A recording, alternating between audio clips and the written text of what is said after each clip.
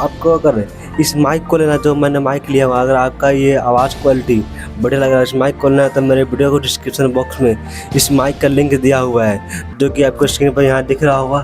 जैसे निकालना होगा माइक का लिंक वो आके निकाल के और माइक परचेस कर लीजिएगा। और आप भी क्रिएटर बनना चाहते हो तो इस माइक को बहुत ही इम्पोर्टेंट माइक है ये। धन्यवाद। अभी आप प्रेमानंद महाराज की सत्संग सुनने जा रहे हो, सत्संग को पूरा जरूर सुनिएगा और एक भी पॉइंट को उनको बिल्कुल स्किप मत कीजिएगा और पूरा जरूर। आपने कभी ध्यान दिया होगा कि कुछ घरों में कबूतर आकर अंडे देते हैं। वो चुपचाप एक कोना ढूंढते हैं, वहां घोंसला बनाते हैं और फिर 2 छोटे छोटे अंडे उसमें रख देते हैं। कई लोग इसे एक सामान्य बात मानते हैं, लेकिन क्या आपने कभी सोचा है कि इसका असर उस घर पर क्या होता है? क्या ये अच्छा संकेत है या बुरा? क्या इससे घर में बरकत आती है या गरीबी का असर पड़ता है? क्या कबूतर का अंडा देना सिर्फ एक पक्षी की प्रक्रिया है या इसके पीछे कोई गहरा रहस्य छुपा हुआ है? आज की इस प्रवचन में हम आपको बताएंगे कि जी घर में कबूतर अंडे देते हैं, उस घर के जीवन में क्या बदलाव आते हैं। लेकिन ये जवाब मैं आपको सीधे नहीं दूंगा, क्योंकि हर उत्तर की गहराई होती है और वह गहराई तभी समझ में आती है जब हम उसे किसी अनुभव, किसी कथा या किसी उदाहरण के माध्यम से जाने। कई लोग कहते हैं कि कबूतर का अंडा देना शुभ होता है, तो कुछ लोग कहते हैं कि यह शुभ है। कुछ लोग मानते हैं कि कबूतर शांति का प्रतीक होता है और अगर वो आपके घर में अंडे देता है तो शांति आती है। तो वहीं कुछ लोग डर जाते हैं और सोचते हैं कि कहीं ये किसी समस्या या संकट का संकेत तो नहीं। आप सभी ने देखा होगा कि जहां कबूतर अंडे देते हैं वहां कुछ दिनों तक वे रोज जाते हैं, अपने अंडों की देखभाल करते हैं और फिर एक दिन अंडे से बच्चे निकल आते हैं। ये बच्चे कुछ समय बाद उड़ जाते हैं। लेकिन क्या आपने कभी ये सोचा है कि इस बीच घर के लोगों के जीवन में क्या घट रहा होता है? संबंधों में मिठास आती है। तो अब सवाल ये उठता है कि दोनों बातों में से कौन सी सच्ची है? क्या ये सब मन का वहम है या वास्तु और ज्योतिष से जुड़ा कोई गहरा रहस्य? आपने कभी सोचा है कि कबूतर को ही ऐसा पक्षी क्यों माना गया जो घर में आकर अंडे देता है? आखिर वह जंगल में भी तो रह सकता है, पेड़ों पर भी घोंसला बना सकता है, फिर वह इंसानों के घरों को क्यों चुनता है? क्या यह सिर्फ संयोग है या इसके पीछे कोई अदृश्य संकेत छुपा हुआ है? कुछ लोग ये भी कहते हैं कि अगर कबूतर बार बार आपके घर आ रहा है तो ये आपके घर की हवा और वातावरण को पसंद कर रहा है। इसका मतलब है कि घर की तरंगे, घर की ऊर्जा सकारात्मक है। लेकिन जब वही कबूतर अंडे देकर चला जाता है और उसके बाद घर में लगातार परेशानी आने लगे तो मन में शंका पैदा होती है। क्या आपने कभी देखा है कि जब कबूतर अंडे देते हैं तब आपके घर में किस तरह की घटनाएं घटती हैं? क्या घर में कलह बढ़ता है? क्या घर के लोग बीमार रहने लगते हैं या फिर कोई बड़ा नुकसान होता है? या फिर इसके उलट क्या कभी आपने ये भी देखा है कि उसी समय घर में कोई खुशखबरी आई हो, कोई नौकरी लगी हो, कोई नया काम शुरू हुआ हो? ये सारे सवाल आपको सोचने पर मजबूर कर देंगे कि कबूतर के चरणों में झुके और बड़े आदर से बोले, जय शिव शंभू, नम शंभू भगवान। आप साक्षात ज्ञान और सत्य के स्वरूप हैं। आज मैं एक बहुत विशेष प्रश्न लेकर आपके पास आया हूँ। भगवान शिव ने धीरे धीरे नेत्र खोले। उन्होंने नारद जी की ओर देखा और शांत स्वर में कहा, देवर्षि आपका स्वागत है, कहिए आप कौन सी जिज्ञासा लेकर आए हैं? नारद जी बोले, भगवान मैं जब पृथ्वी लोक में भ्रमण कर रहा था तब मैंने अनेक घरों में एक विशेष बात देखी। कुछ घरों में कबूतर आते हैं, घोंसला बनाते हैं और फिर अंडे देते हैं, वहां रहकर कुछ दिन तक अपने बच्चों की देखभाल करते हैं। लेकिन कुछ लोगों का कहना है कि जहां कबूतर अंडे देते हैं वहां दरिद्रता आ जाती है। कुछ कहते हैं कि वहां अशुभ ऊर्जा का वास हो जाता है और कुछ कहते हैं कि वह घर पवित्र और शांत हो जाता है। तो हे भोलेनाथ, मेरी जिज्ञासा यही है कि जिस घर में कबूतर आते हैं और अंडे देते हैं उस घर में वास्तव में क्या होता है? क्या यह शुभ है या अशुभ? इसका वास्तु और ज्योतिष से क्या संबंध है? भगवान शिव मुस्कुराए और बोले, नारद आपने आज संपूर्ण मानव जाति के लिए एक अत्यंत महत्वपूर्ण प्रश्न किया है। यह प्रश्न केवल पक्षियों से जुड़ा नहीं है, बल्कि यह उस घर की ऊर्जा, उसकी गति और उसमें रहने वाले लोगों के जीवन पर गहरा असर डालता है। ना कि इसका भाव और गहराई समझना कठिन होगा। लेकिन उससे पहले मैं आपको कुछ बातें समझाना चाहता हूँ। नारद जी ध्यानपूर्वक भगवान शिव की ओर देख रहे थे। भगवान शिव आगे बोले, देवर्षि, जब कोई पक्षी, विशेष रूप से कबूतर, किसी घर में आता है और अंडे देता है तो वो उस स्थान की ऊर्जा को महसूस करके ही वहां ठहरता है। ये कोई संयोग नहीं होता।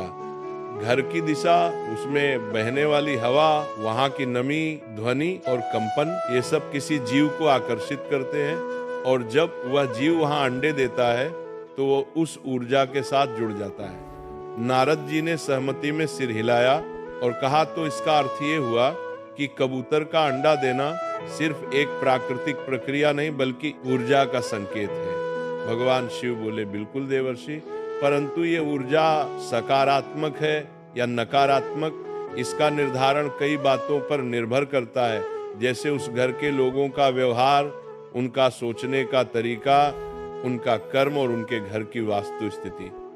नारद जी की उत्सुकता अब और बढ़ गई थी। उन्होंने पूछा, भगवान, क्या यह भी संभव है कि किसी घर में अगर नकारात्मक ऊर्जा हो तो कबूतर वहां अंडे देने नहीं आते, या यदि वे आ जाएं तो उनके अंडे देना किसी प्रकार की चेतावनी हो? भगवान शिव बोले, यह भी संभव है, लेकिन हर स्थिति में अर्थ अलग होता है। इसीलिए मैं आपको ये सब एक कथा के माध्यम से विस्तार से समझाऊंगा। कथा के माध्यम से मैं आपको ये भी बताऊंगा कि कबूतरों का घर में आना किस प्रकार जीवन की दिशा को बदल सकता है, कभी शुभ तो कभी अशुभ। नारद जी बोले, भगवान, मैं आपकी कथा सुनने को पूरी तरह तैयार हूँ। कृपया मुझे वह ज्ञान दे जिससे मैं इस रहस्य को पूर्ण रूप से समझ सकूं और आगे जाकर इसे लोकहित में बांट सकूं। भगवान शिव बोले, देवर्षि, कथा आरंभ करने से पहले मैं चाहता हूं कि आप इस विषय को गहराई से समझने के लिए अपना मन एकाग्र करें, क्योंकि यह केवल कहानी नहीं होगी, यह जीवन के उन संकेतों का ज्ञान है जिसे लोग अक्सर अनदेखा कर देते हैं। नारद जी ने मुस्कुराकर कहा, भगवान, मैं तैयार हूं, आप जो उचित समझे कृपया वह कथा आरंभ कीजिए। बहुत समय पहले की बात है। उत्तर भारत के एक छोटे से गांव में एक गरीब किसान रहता था। नाम था रघुनाथ। रघुनाथ का जीवन बहुत ही और आपने अभी यहाँ तक वीडियो देख चुका है, रमन महाराज से सुन लिए हो अभी यहाँ तक, तो आपको कुछ नॉलेज जरूर मिला ही होगा कैसे कैसे रमन महाराज जी अपने विचारों को दूसरे से व्यक्त करते, कैसे क्वेश्चन पूछे गए हैं, क्वेश्चन नहीं पूछे गए, आपको इन सबको नॉलेज जरूर मिला होगा। और इसको नॉलेज को आपको कुछ नॉलेज मिला होगा तो प्लीज़ इस चैनल को सब्सक्राइब कर दीजिएगा और वीडियो को आगे बढ़ाते हैं। चलिए। साधारण था। रघुनाथ का दिन सूरज उगने से पहले शुरू होता था और शाम को अंधेरा होते ही खत्म हो जाता था। वह खेतों में काम करता, बीज बोता, जुताई करता, लेकिन उसकी जिंदगी में कभी भी बरकत नहीं आई। जब भी कुछ अच्छा होने लगता कोई ना कोई परेशानी जरूर आ जाती। कभी सूखा पड़ता, कभी बैल बीमार हो जाता, कभी साहूकार आकर कर्ज मांगता। लेकिन एक बात खास थी, रघुनाथ बहुत ईमानदार और शुद्ध मन वाला इंसान था। वह कभी किसी का बुरा नहीं सोचता था। हर दिन सुबह सुबह वह अपने घर के बाहर तुलसी के पास दिया जलाता और भगवान से यही प्रार्थना करता, हे ऊपर वाले, मुझे बस इतना दे दे कि मेरे बच्चों को भूखा ना सोना पड़े। एक दिन की बात है, गर्मी के दिन थे। रघुनाथ खेत से लौटकर घर आया। उसने देखा कि घर की छत पर कोने की एक लकड़ी के बीम के पास कुछ सूखी टहनियां और पत्ते जमा है। उसने पहले ध्यान नहीं दिया, लेकिन अगले दिन देखा कि वहां एक कबूतर बैठा है। फिर धीरे धीरे 2 कबूतर वहां आने लगे। दिन बीतते बीतते उन्होंने वहां घोंसला बना लिया। सरला ने रघुनाथ से कहा, देखो जी, कबूतर ने हमारे घर में घोंसला बना लिया है। अब लगता है ये यहीं रहने वाले हैं। रघुनाथ ने मुस्कुरा कर कहा, रहने दो इन्हें, ये भी तो भगवान के जीव हैं। शायद हमारे घर की शांति ने अच्छी लगी हो। कुछ दिन बाद सरला ने देखा कि घोंसले में 2 अंडे रखे हैं। अब कबूतर रोज आते, बैठते जाते, उनके गुटर गूं की आवाज पूरे घर में गूंजती रहती। घर में कुछ अजीब सा बदलाव महसूस हो रहा था। रघुनाथ और सरला दोनों ये समझ नहीं पा रहे थे कि बदलाव अच्छा है या बुरा। पहले कुछ दिनों तक उन्हें ऐसा लगा कि शायद कुछ अच्छा होने वाला है, लेकिन फिर धीरे धीरे समस्याएं बढ़ने लगी। सबसे पहले रघुनाथ के खेत में बोए गए बीज अचानक सूखने लगे। फिर उसका बेटा बुखार से बीमार हो गया और दवाई लाने के लिए जो थोड़ा बहुत पैसा था वो भी खर्च हो गया। कुछ ही दिनों में घर में खाने के लाले पड़ने लगे। रघुनाथ सोच में पड़ गया, क्या ये सब उन कबूतरों के आने से हो रहा है? क्या ये कोई संकेत है? लेकिन उसके माँ ने कहा, नहीं, ये तो बस संयोग है। कबूतर क्या करेंगे किसी का बुरा, ये तो शांति के प्रतीक है। लेकिन गांव के कुछ बुजुर्गों ने कहना शुरू कर दिया, रघुनाथ, तेरे घर कबूतर अंडे दे रहे हैं, ये अच्छा नहीं है, ये दरिद्रता का संकेत है, जल्दी से वह घोंसला हटा दे। रघुनाथ दुविधा में था। वो कबूतरों को नुकसान नहीं पहुंचाना चाहता था, लेकिन बच्चों की भूख, पत्नी की चिंता और खुद की थकावट उसे अंदर से तोड़ रही थी। एक रात वो घर के आंगन में बैठा हुआ था। आसमान में चांद आधा था, कबूतर गुट्टर गूं कर रहे थे। उसने कबूतरों की ओर देखा और धीरे से कहा, अगर तुम्हारे होने से मेरे घर में कष्ट दिया। एक रात तेज आंधी आई, बारिश भी तेज हुई। घोंसले से एक अंडा नीचे गिर गया और टूट गया। दूसरे दिन वह जब उठा तो उसकी बेटी की तबीयत अचानक खराब हो गई और वो बेहोश हो गई। अब रघुनाथ ने तय कर लिया, अब और नहीं, अब मैं किसी ज्ञानी संत से जाकर पूछूंगा कि ये सब क्यों हो रहा है। क्या सच में कबूतर का अंडा देना मेरे जीवन में कोई अशुभता ला रहा है? तभी जैसे भाग्य ने सुन लिया हो, गांव में खबर आई कि बहुत दूर से एक दिव्य संत गांव में पधारने वाले हैं। वह किसी को नहीं मिलते, लेकिन जिन्हें वो बुला लेते हैं उनके जीवन का अंधेरा खुद ब खुद हट जाता है। सुनते ही रघुनाथ की आंखों में उम्मीद की किरण जागी। वह मन ही मन सोचने लगा, अगर वे संत हमारे गांव आएंगे तो मैं उनके चरणों में बैठकर अपनी बात कहूंगा, चाहे मुझे। और रघुनाथ अपनी सारी पीड़ा, अपने सारे प्रश्न लेकर उनके चरणों में जाकर बैठा। मंदिर के बाहर बड़ी भीड़ थी, लेकिन संत जी ने जब अपनी आंखें खोली तो उनकी दृष्टि सीधे रघुनाथ पर पड़ी। वे मुस्कुराए और अपने हाथ से संकेत किया, बेटा आओ, मुझे तुमसे कुछ कहना है। रघुनाथ कांपते हुए भीड़ को चीरता हुआ उनके पास गया और उनके चरणों में झुक गया। उसकी आंखों में आंसू थे। रघुनाथ बोला, महाराज, मैं बहुत दुखी हूँ। मेरे घर में कबूतरों ने घोंसला बनाया, अंडे दिए, और उसके बाद से मेरे जीवन में जैसे दुखों का पहाड़ टूट पड़ा। खेत बर्बाद हो गए, बच्चा बीमार हो गया, पत्नी की तबीयत भी खराब है। कुछ लोग कहते हैं कि कबूतर का अंडा देना अशुभ होता है, लेकिन मैं समझ नहीं पा रहा कि सच क्या है। कृपा करके मुझे मार्ग दिखाइए। संत जी ने उसकी बात ध्यान से सुनी, फिर शांत स्वर में बोले, बेटा ये प्रश्न सिर्फ तुम्हारा नहीं है, ये प्रश्न तो आज हर उस व्यक्ति का है जिसके घर में कोई पक्षी, खासकर कबूतर, आकर अंडा देता है। लोग बिना सोचे समझे उसे शुभ या अशुभ मान लेते हैं, लेकिन सच्चाई इससे कहीं गहरी है। सुनो ध्यान से, मैं तुम्हें 3 बातों के माध्यम से इसका उत्तर दूंगा। सबसे पहली बात ये समझो कि जो बातें समाज में फैली हैं वे हमेशा पूरी तरह सही नहीं होती। कोई कहे कि कबूतर का अंडा अशुभ है तो कोई कहे शुभ है, लेकिन दोनों ही बातों के पीछे पूरा सत्य नहीं होता। कई बार हम किसी एक घटना को देखकर किसी पूरे विषय पर निर्णय ले लेते हैं। जैसे किसी के घर में कबूतर अंडे देने के बाद बुरा समय आ गया तो वो कहता है कि ये अशुभ है, लेकिन क्या उसने कभी ये देखा कि क्या वो बुरा समय पहले से आ रहा था? क्या उसके घर में पहले ही कुछ गलतियां हो रही थी? क्या उसके कर्म, उसका स्वभाव या उसका व्यवहार पहले से ही गड़बड़ था?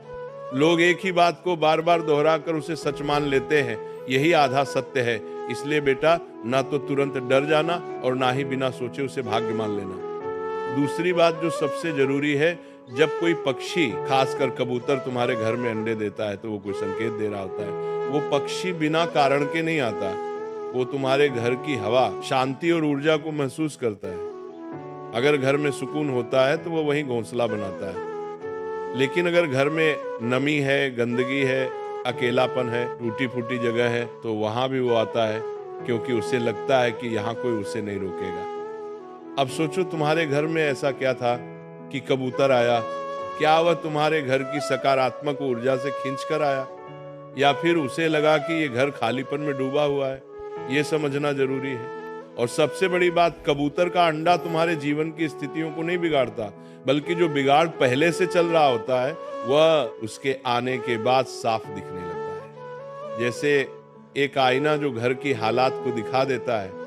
तुम्हारे जीवन में जो कठिनाइयां आई वो शायद पहले से आने वाली थी, लेकिन कबूतर ने आकर उसका संकेत दे दिया। अब ये तुम्हारे ऊपर है। कबूतर बुरा नहीं होता, उसका अंडा देना भी बुरा नहीं होता, लेकिन अगर तुम्हारे घर में पहले से कोई परेशानी है तो वो बढ़कर सामने आ सकती है, समझदारी का प्रतीक बन जाएगा। रघुनाथ की आंखों में आंसू थे। उसने संत जी के चरणों में सिर रख दिया। उसका मन जैसे हल्का हो गया हो। उसे अब डर, मैं अब घर लौटकर पहले अपने अंदर का डर हटाऊंगा और फिर अपने घर को साफ और शांत बनाऊंगा। संत जी ने मुस्कुराकर आशीर्वाद दिया और कहा, जाओ बेटा, अपने जीवन को समझो और संवारो, यही सच्चा उपाय है। भगवान शिव कथा समाप्त करते हुए नारद जी की ओर देखते हैं और मुस्कुरा कर कहते हैं, नारद जी, अब मैं उम्मीद करता हूं कि तुम्हारे सभी प्रश्नों का उत्तर मिल गया होगा। अब तुम्हारे मन में कोई संशय नहीं बचा होगा। नारद जी ने दोनों हाथ जोड़ते हुए भावुक होकर कहा, प्रभु, आज आपने मेरी आंखें खोल दी। अब मुझे समझ में आ गया कि हर संकेत को डर की नजर से नहीं, समझ की नजर से देखना चाहिए। आपने जो बताया वो न केवल मेरी जिज्ञासा का उत्तर था, बल्कि समस्त मानव जाति के लिए एक सीख है। अब ये ज्ञान मैं पूरी दुनिया तक पहुंचाऊंगा। अगर आपके घर में कभी कबूतर आकर अंडे दे तो घबराइए मत, डरिए मत। ये मत सोचिए कि अब आपके जीवन में दरिद्रता आ जाएगी या बुरा समय आएगा। सच्चाई यह है कि कबूतर अंडा देना कोई अभिशाप नहीं होता। ये सिर्फ एक संकेत होता है, या तो आपके घर की शांति की, और या फिर ये बताने के लिए कि अब आपको अपने जीवन और घर के वातावरण को थोड़ा और सुधारने की जरूरत है। समझदारी यही है कि डरने के बजाय सोचें, सुधारें और सकारात्मक बने। जब मन और घर दोनों शुद्ध होंगे तो जीवन में सुख और शांति खुद ब खुद आ जाएगी। अगर आज की प्रवचन आपको अच्छी लगी हो तो वीडियो को लाइक करें और ऐसे ही प्रवचन सुनने के लिए चैनल को सब्सक्राइब करें। जो वीडियो देखा है अभी प्रेमानंद महाराज जी सत्संग सुना है, अगर आप प्रेमानंद महाराज जी के बहुत बड़े भक्त हो तो इस यूट्यूब चैनल को सब्सक्राइब कर रहे बिना बिल्कुल मजा नहीं भाई। टीवी चैनल पे आपको रोज बढ़िया से बढ़िया सत्संग लाने की कोशिश करेंगे। हम अपने खुद कोशिश करेंगे बढ़िया बड़े सत्संग सुनने के लिए, जिससे आपके जीवन में परिवर्तन हो सके।